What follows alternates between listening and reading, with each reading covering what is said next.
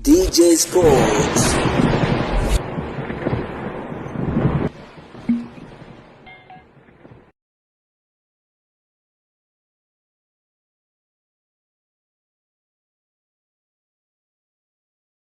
Hii ni mechi ya duru la pili katika michuano ya CAF Champions League. Hapana shaka ni moja kati ya mechi inayokutanisha kati ya Young Africans dhidi ya Al Ahly, moja kati ya mchezo ambao unaochezwa katika uwanja wa New Amaan Complex.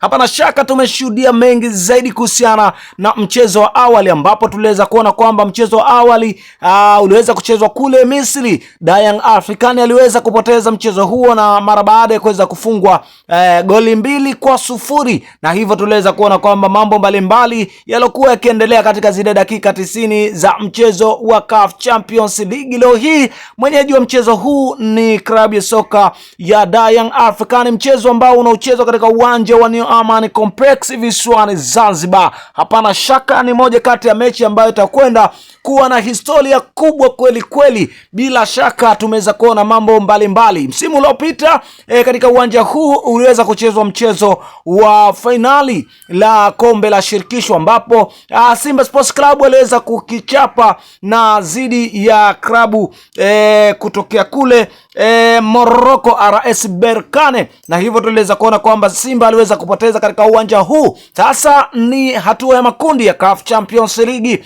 kati ya Young Africans zidi ya Al Ahly kutokea pale Misri. Bila shaka tutakwenda kutazama zile dakika 90 za mchezo huo wa klabu bingwa. Je, ni nani siku hii ya leo atakuwa mbabe zidi ya mwenzake? Hivyo ni kuhusiana na mtanange huo tumeweza kuona kwamba maandalizi mbalimbali ambayo yaliweza kufanywa na vilabu vyote viwili, lakini kubwa zaidi ni kuhusiana na kocha mwenyeji akiwa ameweza kuzungumza mengi zaidi, akiwaomba mashabiki wa klabu ya soka ya Young Africans waweze kujitokeza kwa wingi kuja kusapoti timu yao siku hii ya leo, ambapo Young Africans akiwa anatafuta nafasi ya kuweza kufuzu kuelekea hatua inayofuata katika michuano hii mikubwa hapa barani Afrika. Bila shaka tutakwenda kushuhudia kabumbu safi kweli kweli. Karibu mwana soka, karibu sehemu yako ya comment, ndiyo sehemu yako sahihi. Unaweza ukatujuza wewe ni shabiki wa timu gani, lakini pia unaitakia